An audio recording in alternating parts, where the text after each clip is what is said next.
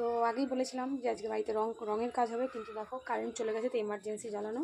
আর এই যে তোমাদের দাদা দরজা রঙ করছে, দেখতেই পাচ্ছ। এই রঙটা মানে আজকে আসার উদ্দেশ্য হচ্ছে এটা রঙ করার জন্য, কাজ করে কাজ মিটিয়ে তারপরে আসলো। এই যে এখন কাজ চলছে, একটুখানি মুখটা একটু দেখাও, নাহলে সবাই ভাববে কি তুমি অহংকারী। একদমই নয় কিন্তু, হ্যাঁ।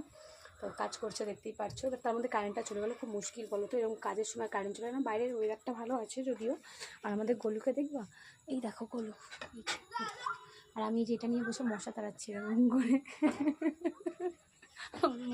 ওই গোলু, বাবা কিন্তু রং মাখিয়ে দেবে, পালিয়ে যা। দেখো এই দরজার কাজটা আরও হবে, কমপ্লিট হোক, তারপরে কমপ্লিট হওয়ার পরে ব্লগের মাধ্যমে অবশ্যই দেখাবো। এখন জাস্ট একটা শর্টস দিয়ে রাখলাম, পরে ব্লগের মধ্যে অবশ্যই তুমি দেখতে পাবে পুরো টোটাল ফিনিশিং টাচটা কী হয়। চলো আপাতত টাটা, ঠিক আছে।